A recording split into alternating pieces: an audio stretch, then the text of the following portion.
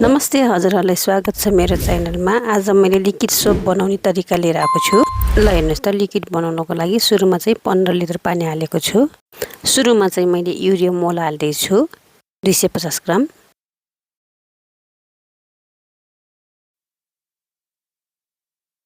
लट्ठीको सहायताले चाहिँ 5 मिनेट यता लेफ्टबाट 5 मिनेट राइटबाट चाहिँ यसरी चलाइराख्नु पर्छ। फेरि त्यस्तै गरेर चिनी मोल पनि 250 ग्रामै मैले हालेको छु।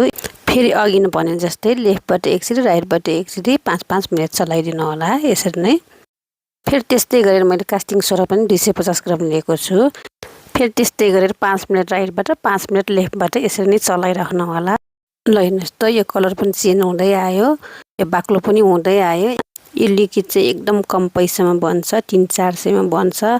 1 वर्ष अथवा 6 महिनासम्म टेक्छ। मलाई चाहिँ 6 महिना त्यति टेक्छ मलाई चाहिँ। मेन चाहिँ यो सेलरी हो। यो सेलरी चाहिँ नभइकन नहुने। यो भएन भने चाहिँ लिक्विड पनि बन्दैन। यो मैले चाहिँ 1 लिटर लिएको छु सेलरी चाहिँ। यसलाई पनि अघिनको प्रोसेसमा जस्तै 5 मिनेट राइट 5 मिनेट लेफ्ट चलाउनु होला। यो लिक्विडमा चाहिँ फ्लेभर पनि हाल्न मिल्छ, कलर पनि हाल्न मिल्छ। ल हेर्नुहोस् त, अब कस्तो बाक्लो भएर आयो। हजुरहरूले कति चलाउनु भयो त्यति नै बाक्लो हुन्छ। हजुरहरूले पनि यस्तै गरेर घरमा लिक्विड बनाएर ट्राई गर्नु होला एकचोटि। ल हेर्नुहोस् त, फिज पनि मजाले आएको छ। मैले अघि 15 लिटर पानीमा बनाएको थिएँ। अहिले चाहिँ मैले पानी थपेर 25 लिटर बनाएको छु। हजुरहरूले पनि यस्तै गर्नु होला। ल हेर्नुहोस् त, यो रेडी भयो। म अब 24 घण्टाको लागि चाहिँ यो छोड्दैछु। ल हेर्नुहोस् त, लिक्विड पनि रेडी भयो। अब मैले सानो मगबाट 1 मग लिएर बाल्टिनमा हालेर म टोयलेट सफा गरेर पनि हजुरहरूलाई देखाउँछु।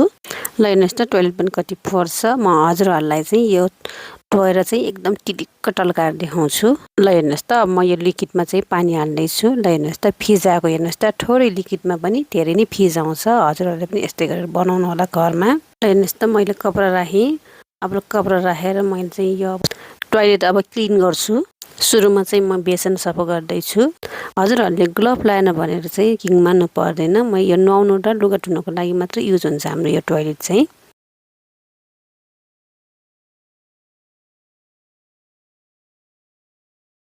वासिङ मेसिनमा मैले चाहिँ पुस्ने मात्रै गर्छु, पानी हालेर चाहिँ पखाल्दिनँ।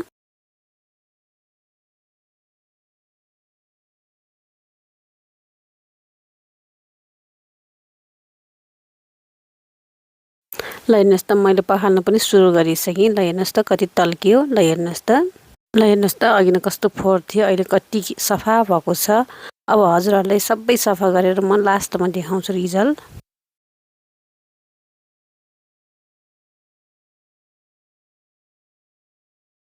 वासिङ मेसिनमा पनि मैले यही लिक्विड हालेर चाहिँ लुगा धुन्छु। ल हेर्नुहोस् त, मैले लुगा पनि धोएर निकालेपछि कति सफा भएको छ।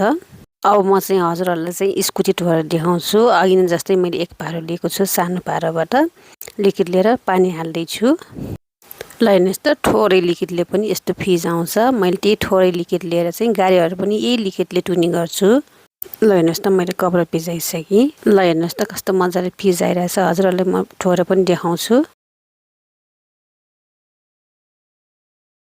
ल अब म हजुरहरूलाई पारा माझेर देखाउँछु। अब मैले स्पुन भिजाइसकेँ। अब यो साबुन लगाउँदैछु गिलासमा। भाँडा चाहिँ अलि मजाले पखाल्नु होला, किनभने युरिया मोल भएको भएर चाहिँ यो भाँडा चाहिँ एकदम मजाले पखाल्नुपर्छ। ल हेर्नुहोस् त, गिलास पनि हेर्नुहोस् त कस्तो टल्कियो। हजुरहरूले पनि यस्तै गरेर घरमा लिक्विड बनाउनु होला। सस्तो मूल्यमा चाहिँ हाम्रो यो लिक्विड 25 लिटर जति बन्न आउँछ। हजुरहरूले यस्तै गरेर लिक्विड बनाउनु होला। 200-300मा चाहिँ यो लिक्विड बन्छ, नै वर्ष दिन नै टेक्छ। हजुरहरूले पनि यस्तै गरेर आउनेले त आइहाल्छ होला, नआउनेले चाहिँ यस्तै गरेर मेरो भिडियो हेरेर लिक्विड बनाउनु होला। लाइक, कमेन्ट, सेयर, सब्सक्राइब चाहिँ गर्नु नभुल्नु होला। धन्यवाद।